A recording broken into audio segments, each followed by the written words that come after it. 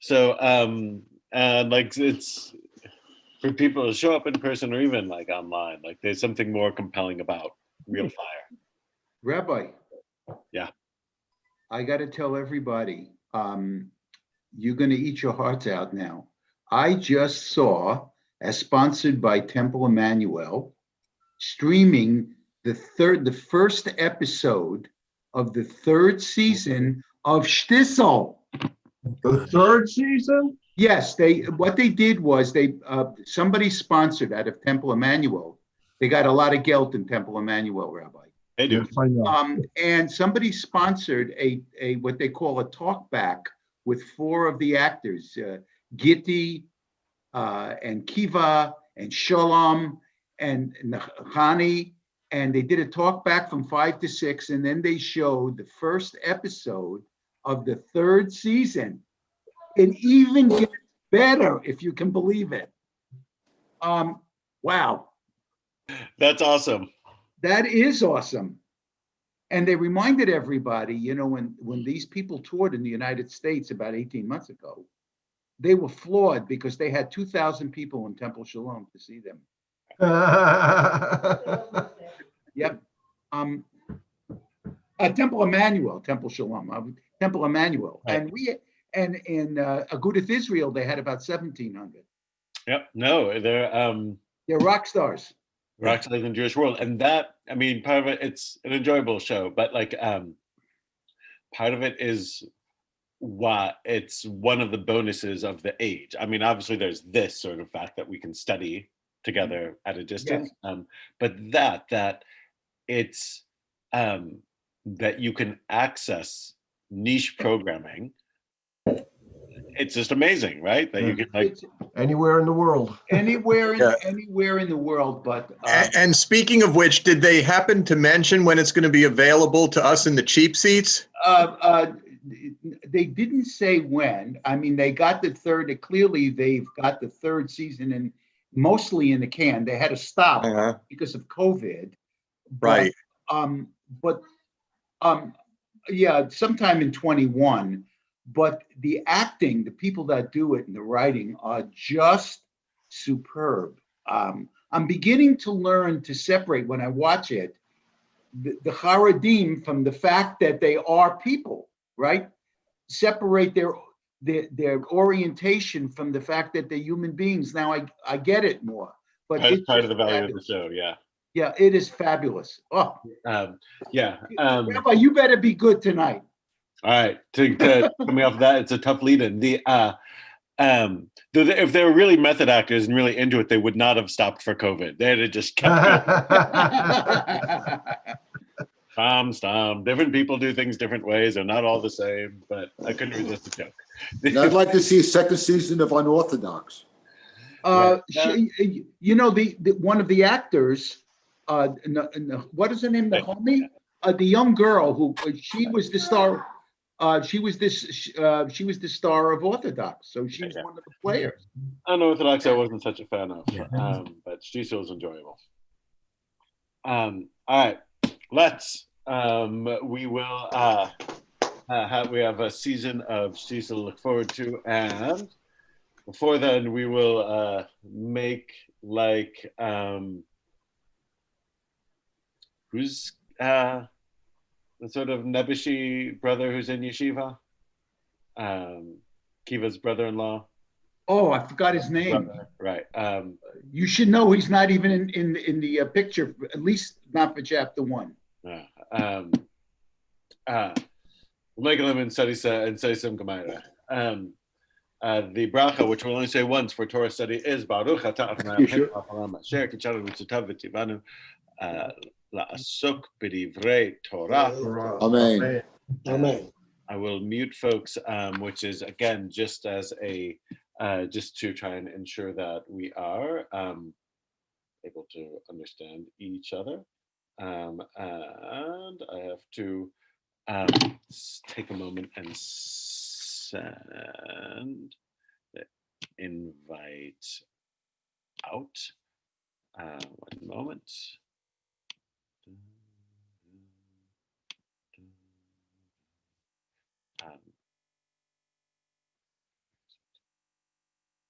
and we'll be able to get back into the text. Now, last time there was we went through the end of the story of Elijah speaking in the ruin in Jerusalem, and so I'm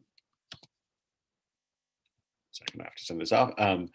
And that led into a discussion of how to avoid demons, which includes the solid advice of demons only affect you when you are alone or in odd numbers, and not when you're in pairs. So useful to know should you ever be in in that situation. Where you're facing down demons. So now I'm continuing on. This is page 3, Daf Gimel Amud Bet, the backside of page 3, which is in the Koran on page 15. And not exactly sure what paragraph number it is in the, if you're looking online in the, on Safaria, but page 3, Amud Bet, and page 15 in the Koran. Let me go down and see if I can find what paragraph number. So that the sages taught in the Tosefta, the night is composed of 3 watches. It's paragraph 10 if you're looking online. 3B 10 if you're looking online.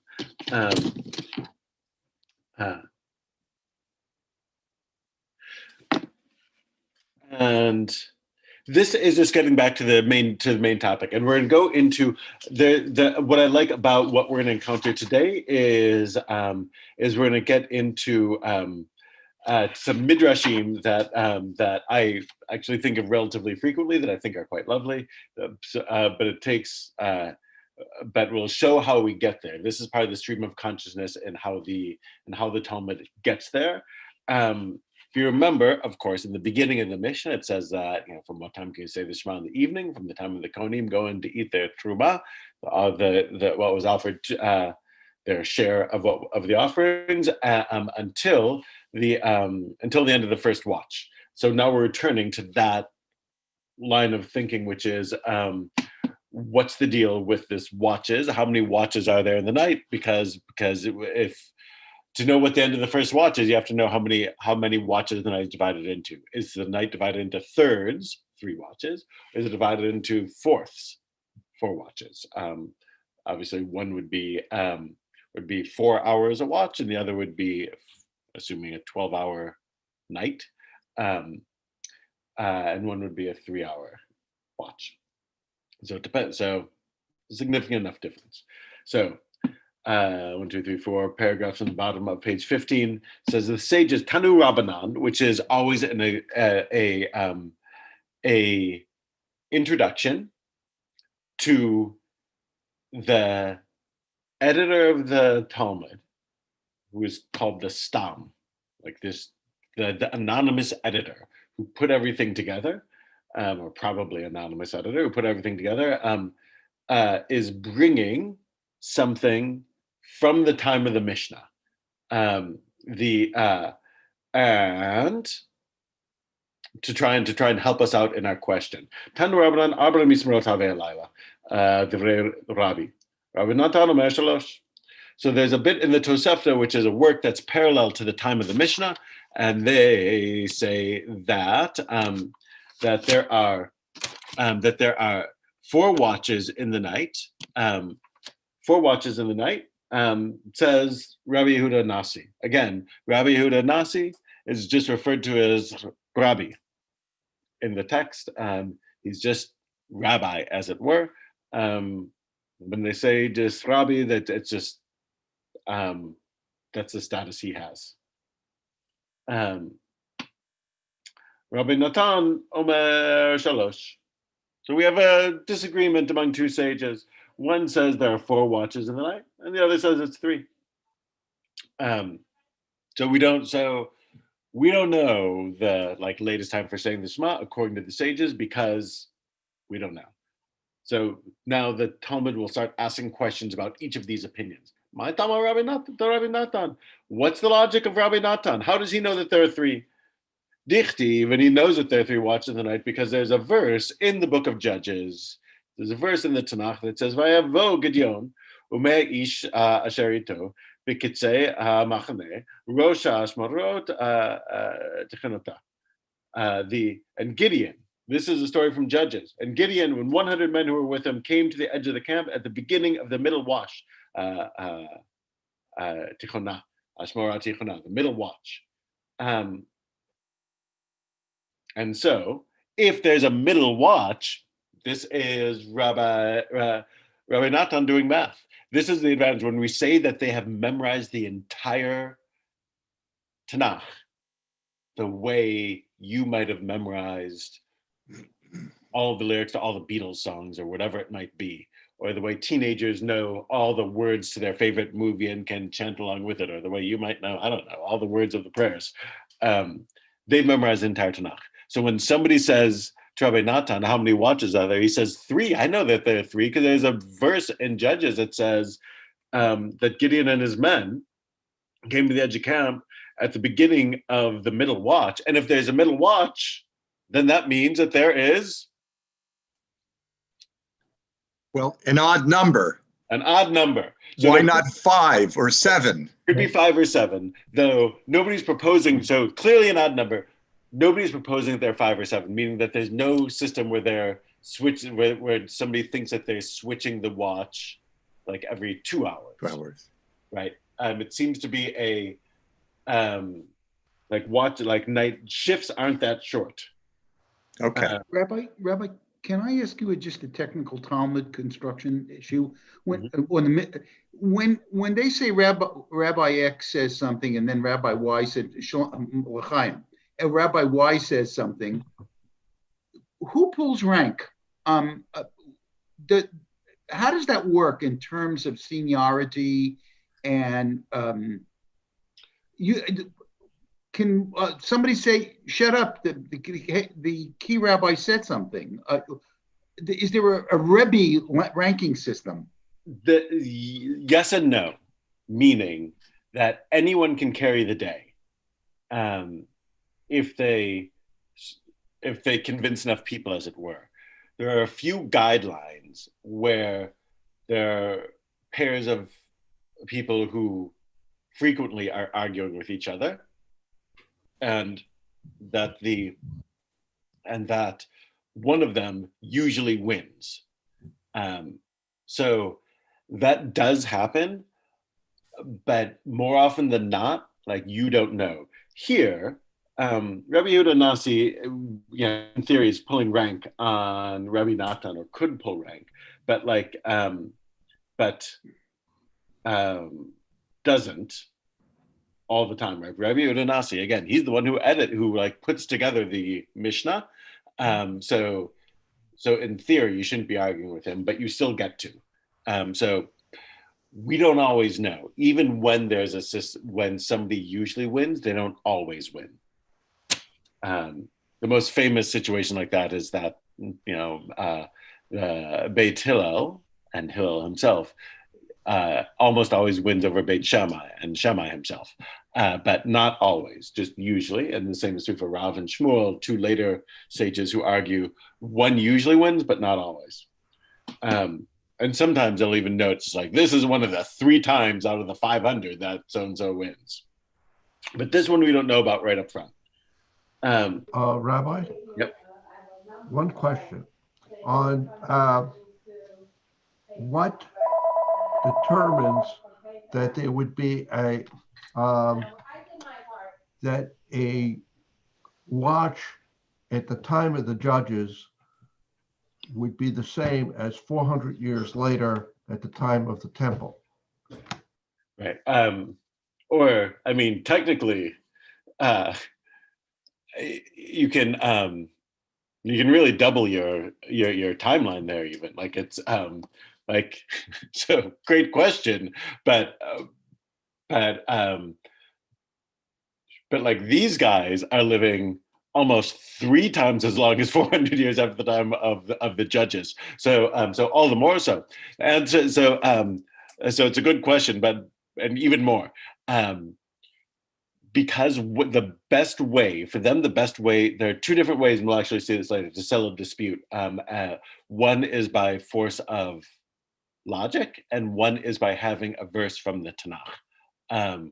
The best thing you could have is a verse from the Torah, because the Torah is pride of place.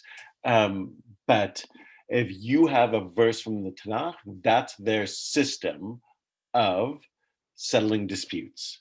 And here, this is an excellent example of how they read it, which is to say, we, and literally we, meaning like you and I, like read through the book of Judges and read it as a narrative, as a story, telling a story. They don't read it that way. The principle that the sages use to read the Tanakh is that it is perfect, as it were, that it's divine, that it is eternally relevant, and that it's cryptic. The cryptic part is that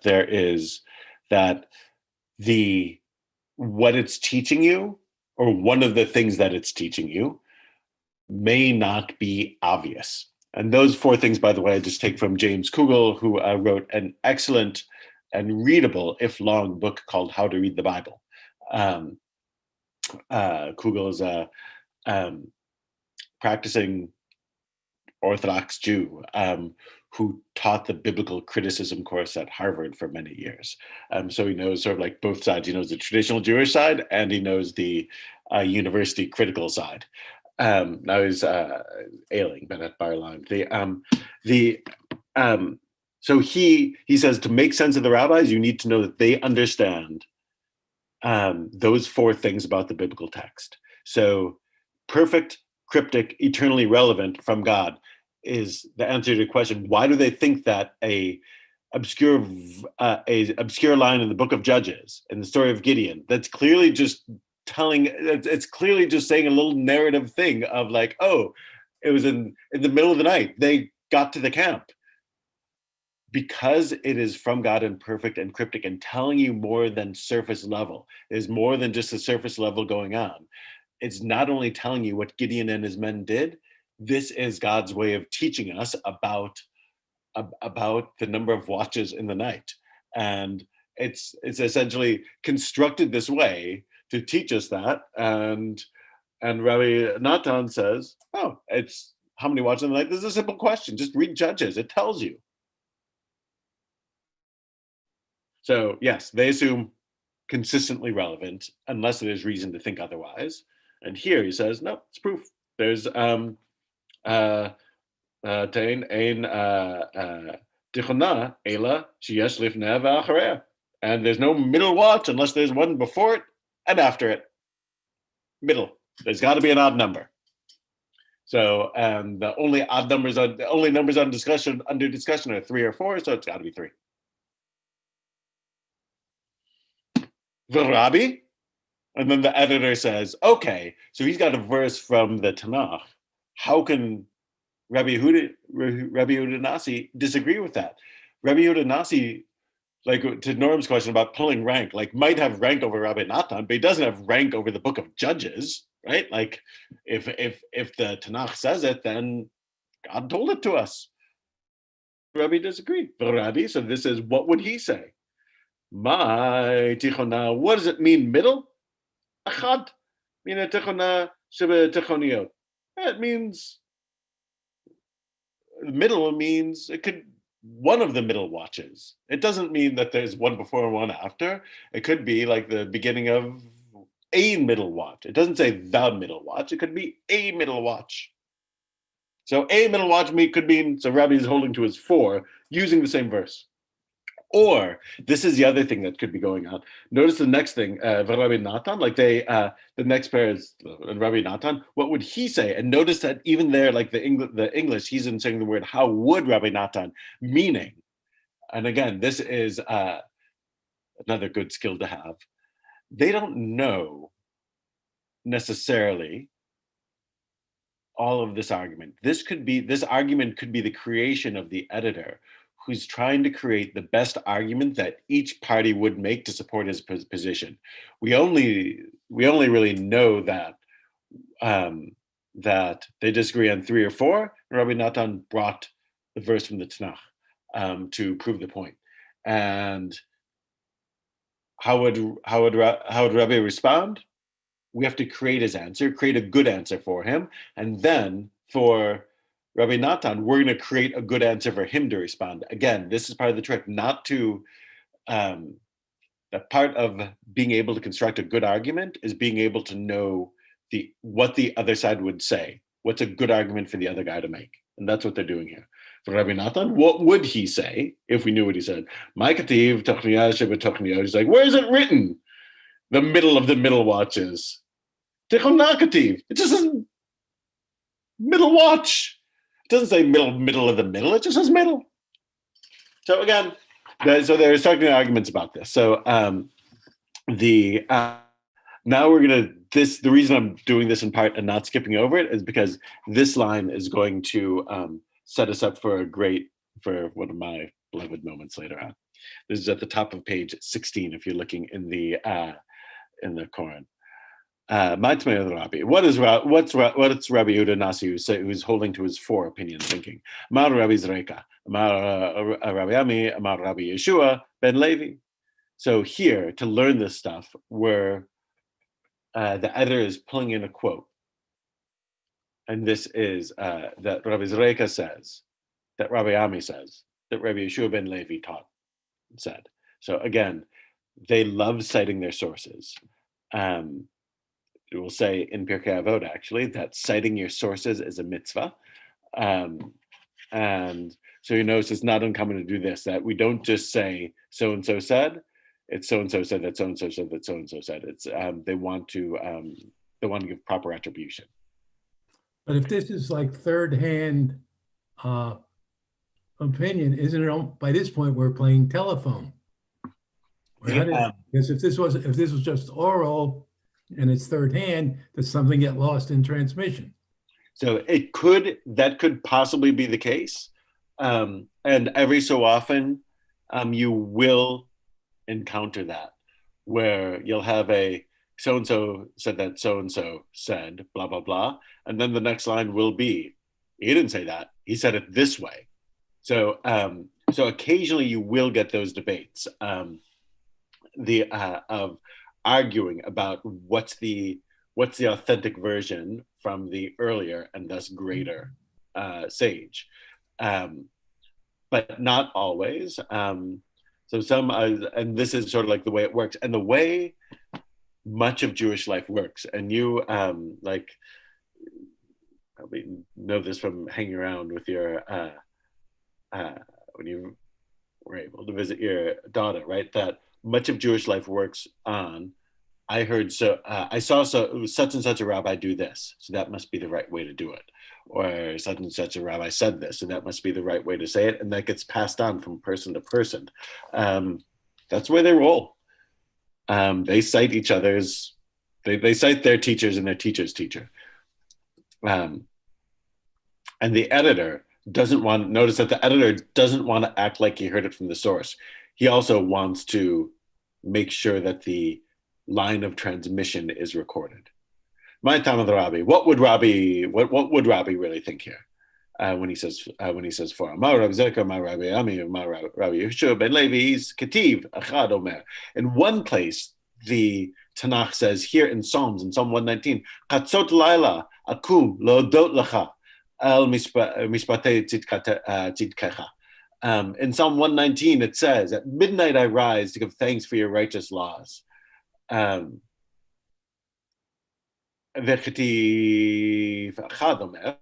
in another place, just a little bit later, a lot later, but in the same psalm, it says, Kadmu eni asmarot.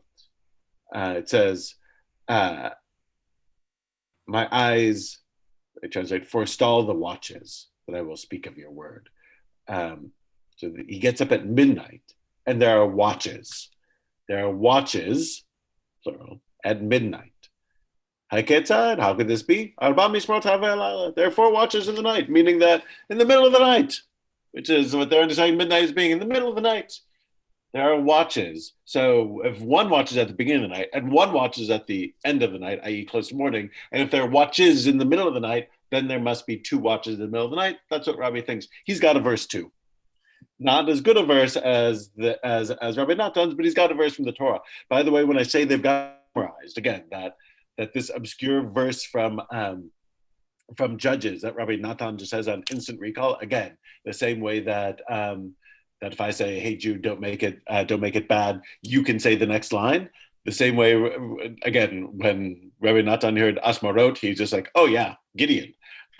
This is just as impressive because Rabbi's quoting from Psalm 119. Psalm 119 famously is a 8-fold acrostic. So think of an acrostic like Ashrei, Psalm 145, that goes, there's 1 verse for Aleph, 1 verse for Bet, 1 verse for Gimel.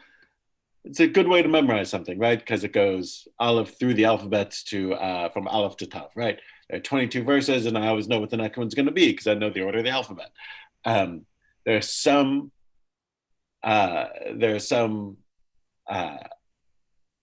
psalms that are double acrostics where it'll go through twice, or there'll be 2 Aleph lines, Bet lines, and 2 Gimel lines, and 2 Dalet lines, etc. Sometimes you'll find a 3-fold acrostic. The middle chapter of Eicha is a 3-fold acrostic where there's 3 Aleph lines and 3 Bet lines and 3 Gimel lines. Here, he's quoting from Psalm 119, which is 8. There are 8 Aleph lines, 8 Bet lines, 8 Gimel lines. So that means that there are 8 times 22 verses in math. I guess that you can do the math. So the fact that he's got that, he's just like random lines out of that. Most shul goers can pull random lines out of Ashrei and quote them. He's pulling random lines out of Psalm 119. Notice here, you can pick it up in the English translation. He's taking Psalm 119, verse 62, and throwing it next to Psalm 119, verse 148. And he's like keeping those both in his mind and saying, see? It's this is how the well they own it. So he's got a verse. What would he say? This is the next paragraph. What? So how would he respond to that? Like Rabbi Yeshua. He says like Rabbi Yeshua would say. What would Rabbi Yeshua say? Ditanan. We've got a quote from Rabbi Yeshua.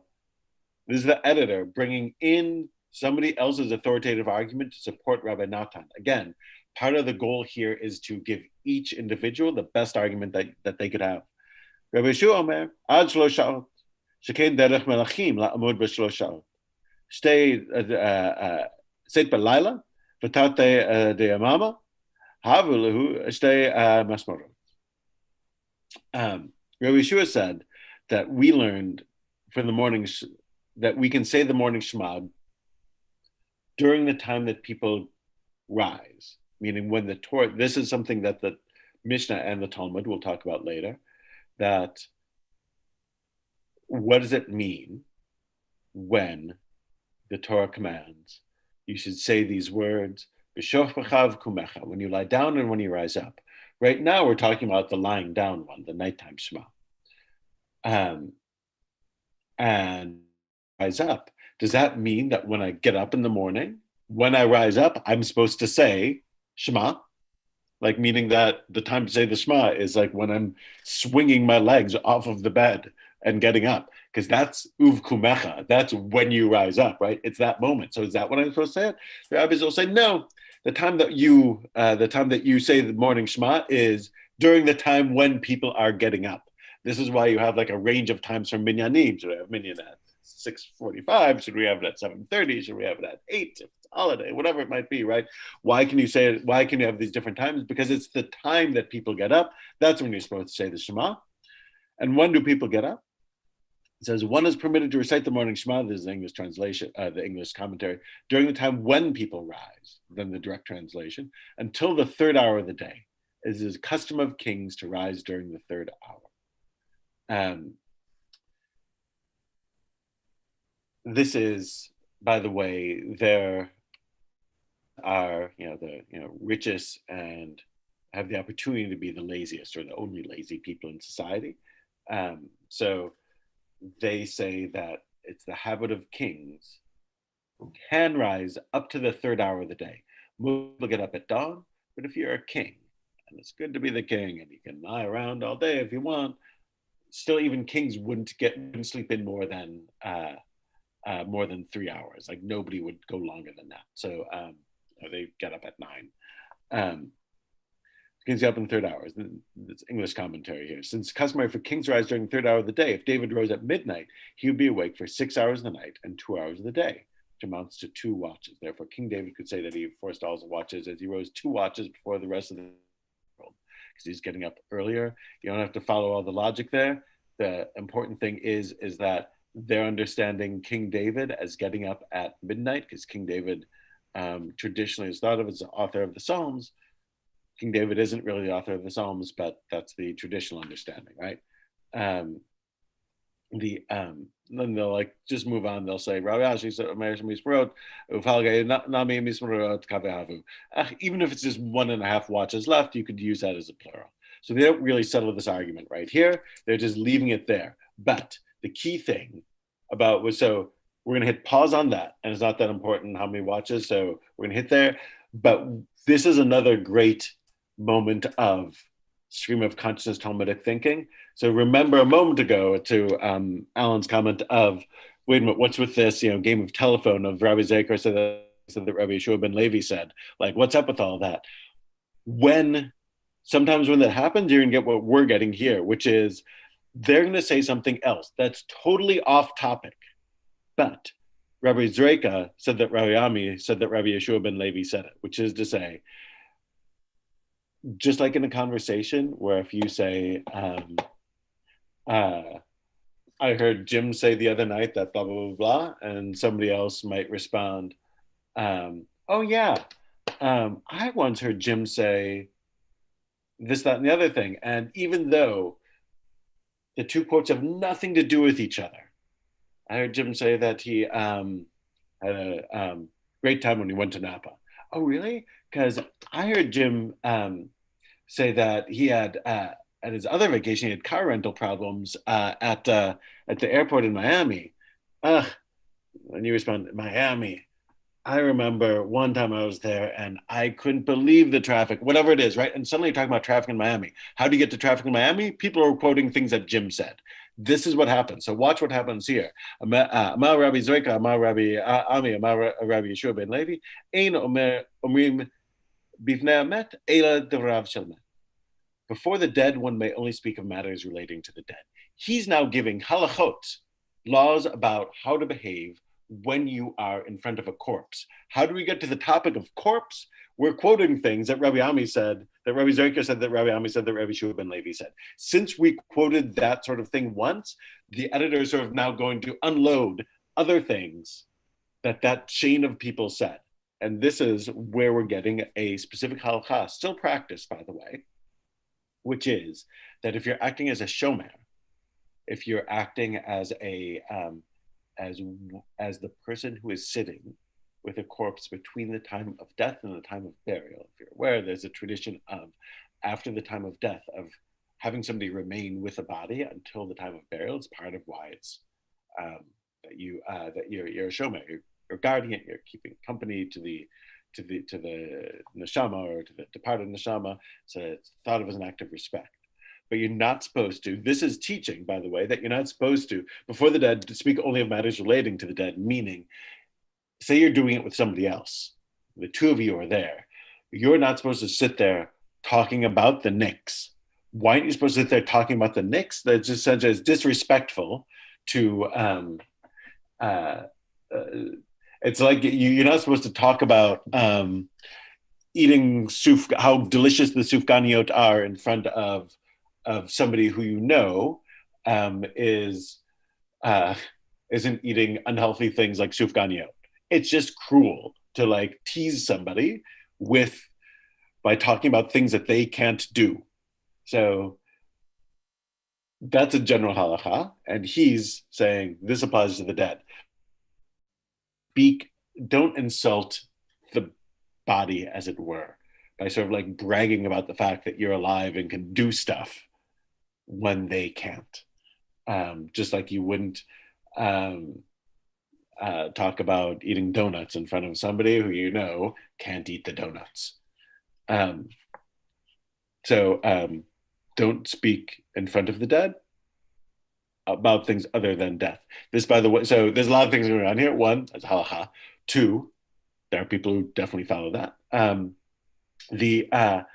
And three, this is why it's hard to know Jewish law before Maimonides and others after him come and codify it in order. Here, we're talking about the Shema, and suddenly we learn laws of how to behave in the presence of a corpse. How would I know that it's here? How do I know to find it here? I wouldn't unless I had read it.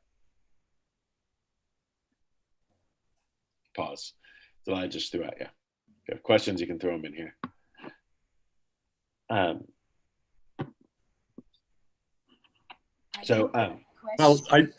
oh, go ahead. Somebody else have a question? My question is, did people know hours at that time, even at night? The hours that they would have are, they have a sense of how long things are of the divisions of time. Meaning they can't do it with the precision that we can do it with, but they clearly have a sense, based on astronomical readings, presumably, though of course, obviously, you could also have an hourglass or something like that. That would be consistent in its time telling. And they have a strong sense of it, and it seems that the fact that even the biblical author who has like, if we think that the rabbis are like reading into the text that, if let's say that we're skeptical about Rabbi Natan's assertion that that Gideon is really coming to teach us about how many watches there are in the night. The fact is, the text does talk about watches in the night, which is to say, even in biblical times, the biblical author is definitely thinking that the night is divided into watches, and that his audience, presuming his audience, knows what that means. So they did know of divisions. Like, was it precisely timed? Presumably not, but they did have some sense of hours. Others. Okay, just one other question, more about the structure and organization again. As you were mentioning that a lot of times the editor is filling in the blanks of the argument. Yep. Right? And I'm making a supposition here, like you were giving examples. There were sages that won most of the time, 497 out of 500. Yep. Those sages won.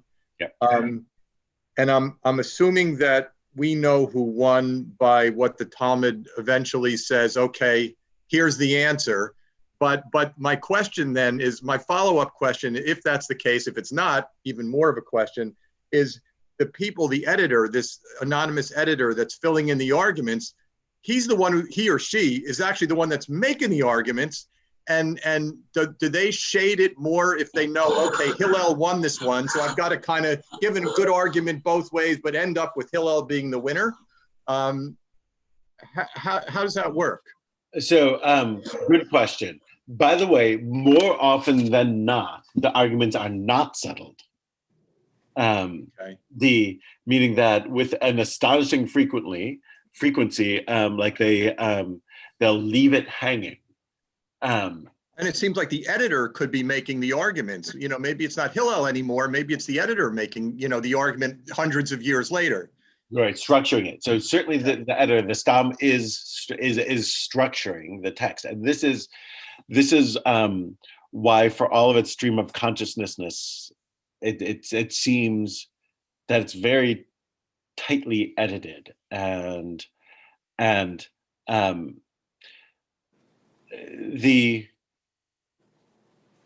the the odd point is that, like, again, so like all the more so is the case is that many arguments are not settled, and it's only later on that uh, that that later codifiers and rabbis will come along and say, well, the Talmud discusses this but doesn't come to a conclusion.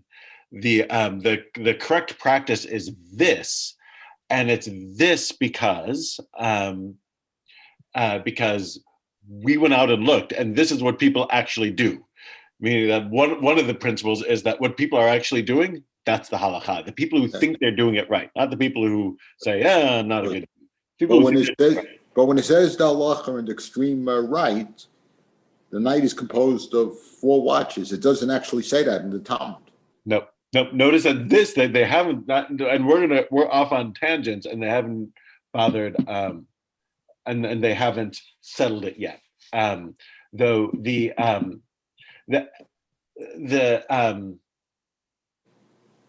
some things there's of settled law that are being reported. The famous debate that we talk of this time of year, Beit Hillel and Beit Shammai over do you start with, Shammai's, do you start with 8 candles and go down to 1, which is, logical if you think of a decreasing amount of oil, and sort of like more light, right? Like start out with a greater number, or Hillel start with 1 and go up to 8 on Hanukkah. And Hillel wins that argument. Why? Because there's a halakhic principle operative, that ma'alim b'kedusha, that you go up in holiness, and you always ascend in holiness, never descend. Which is why you put on your talit before you put on the tefillin, because you're going up in holiness. And the tefillin, because they have verses of Torah in them, are of a higher level of sanctity than the talit. The tefillin you're supposed to treat like the Torah with great care. Talit, you entrust it to the dry cleaners for a few days, and it's not a big deal. You can step on your tzitzit and like no one freaks out. So there's Malin Digit. So that one's something that's settled. So the editor has less power in that. Though elsewhere, it does seem that the editor is certainly gets to structure things in a way that would bias towards, this is where we can say, some confidence, his view. And they're not the B'nai Midrash were not egalitarian in any way, shape, or form.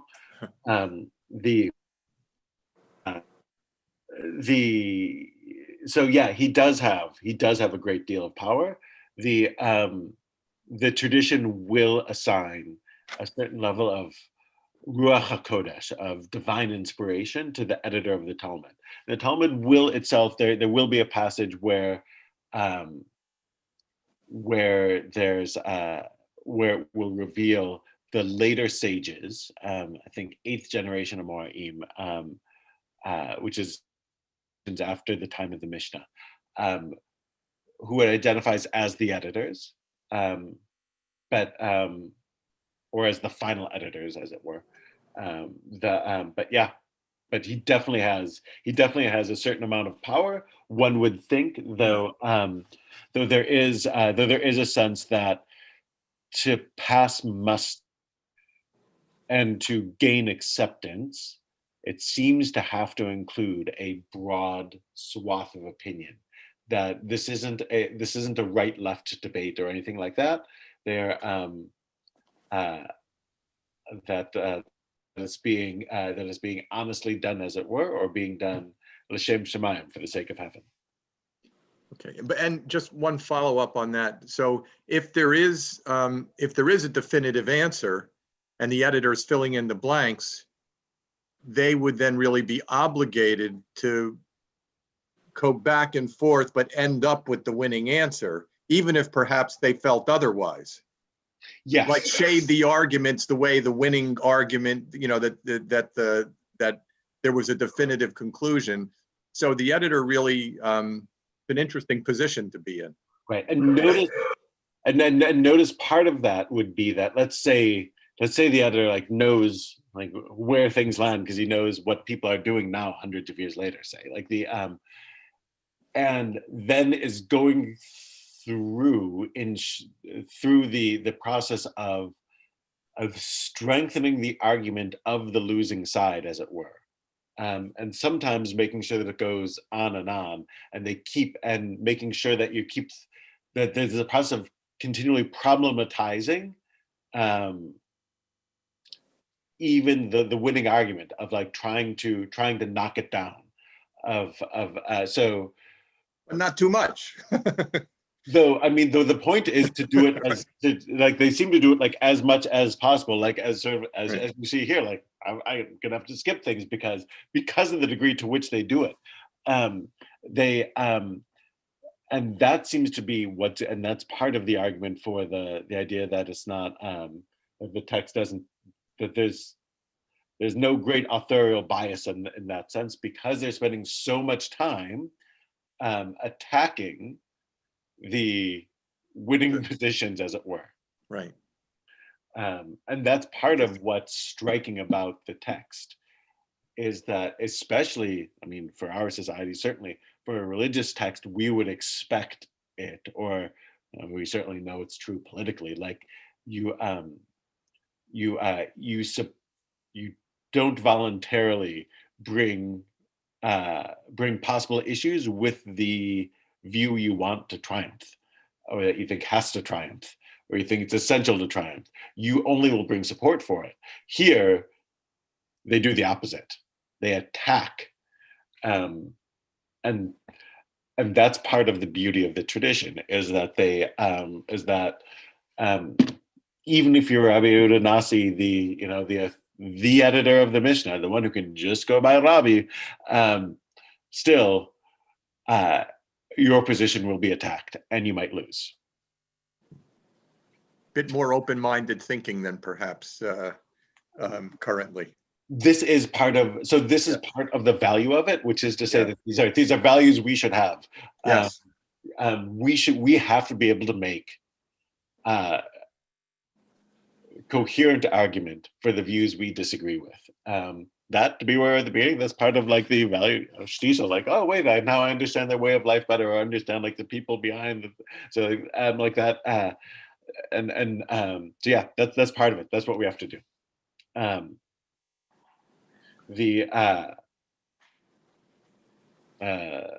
Gufa, back to the text, because I want to get back, at least finish up this little discussion here, because we're as long as we're talking about what Rabbi Zerika said, that Rabbi Avni said, that Rabbi Yeshua ben Levi says, don't speak before the dead, except for matters relating to the dead. Stay on topic. Don't talk about daily affairs. Now, Rabbi Abba Bar Kahana, but Rabbi Abba Bar Kahana said regarding this, Lo amran eila b'divrei Torah, aval milei da'alma leit lanba, says this was only said regarding matters of Torah, but about worldly matters, other matters, he didn't say it. He didn't say it for us. So he comes and says, you know what? When they talk about that, it doesn't mean that you can only talk about matters relating to the dead, because sometimes you want to talk about other things. It's just don't talk about words of Torah, because that's teasing him, because people want the opportunity to connect to God, to study Torah. So if you're talking about meaningless things, then whatever. Just don't talk Torah. That's what really is mocking the dead, that you get to do this and they don't. Ikeda Amre, but others say, Amar Rabbi Abba Bar Kahana, that Rabbi Abba Bar Kahana really said, Lo Amran Ela Divrei Torah, the Kol Shekain Milei Alma. He said that what he really said was, this was said even with regards to Torah, and all the more so to other matters, meaning that what Rabbi Bar Kahana said, we don't know. he tried to clarify, the editor tried to clarify this limitation. Can I talk about nothing out of other matters of that? No, just don't talk Torah. Talk about, tiny things. That's fine. And then somebody else comes and says, no. The teaching was actually the exact opposite. Don't.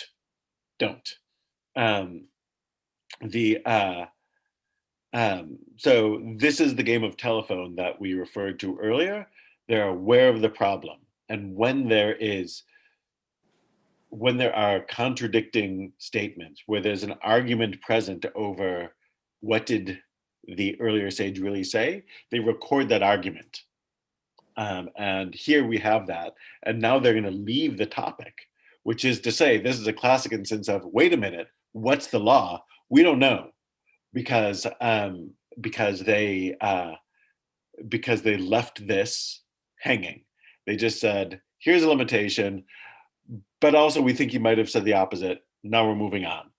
The argument is recorded for the sake of recording the argument, so that it's not lost, but the settlement, less important. By the way this gets settled, meaning in current practice, is that, it's traditional if you are acting as a shomer, I don't know if any of you have, if you're acting with the Chevra Kadisha and sitting with a body, traditionally people will Say Tehillim. You say Tehillim. Say Tehillim. They'll say Psalms. So we know that you could say that if there are three opinions given in those little three sections, and none of them accord to the current practice. The current practice is that what you're supposed to do is speak words of Torah. In other words, to say Tehillim, like that's a thing, and that the halacha is sort of like don't talk about the Knicks. This, by the way, if I'm able to do it, I do it, depending on who the mourners are. But there's a tradition that you don't speak in front of the dead except for matters relating to the dead. That's why often, if you're at a funeral, the grave will be filled in before Kaddish. So in other words, when the body is sort of like literally before you, you don't say prayers for the reason suggested here. Like you don't want to, it's sort of a don't mock that I get to still say prayers and you don't. So there's part of the custom of filling in the grave first is that the body is, as it were, no longer before you. And so now we'll continue with the service. So, and those things, and that practice, so that current practice is spinning in part out of this line. So, still operated like part of the way the tradition works.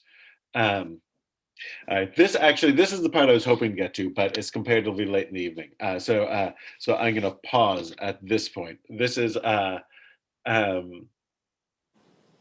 because this is a little section that would that it's worth doing as a whole. But you see, by the way, here, this is super stream of consciousness in skipping from topic to topic. It shows how it's both tightly organized, meaning when you have a quote from these three guys or this chain of three, we'll bring another one. So somebody's thinking about it, but also it's hard to organize because there's no index, or, until modern times, there was no index. So if you want to know the law, like this random place for laws about of behavior of mourners is sort of buried here in the laws of Shema. And you saw how we got there, but it's not organized the way our sort of systemic minds organize things. Pause. Ad Khan. Thank you, Rabbi. Thank you. Happy Hanukkah. Have a Thank you, Rabbi. Happy Hanukkah, everybody. Happy Hanukkah. Rabbi, No so session class next week? next week's the 24th. Yes. Let me ask then. Would people come if I class? I'll be away. I'll be there. You have to do. Yes. People are there. All right. I'll be there. I'll be I'll there. be there. Yeah. We can come. I could be, where am I gonna be? No other. Exactly. We're all going to be in Coming down the same place chimney. in our Movies houses. and Chinese Chinese food, restaurant. like yeah, Yes, just Chinese food. Oh, yeah. Out singing Christmas carols. yeah, you're not going door to door singing carol, right? So, all right, if people will be around, we'll do it next week. Baruch Hashem. Take care. Be safe, everyone. Take care. Okay. Rabbi Same. Yashikaya.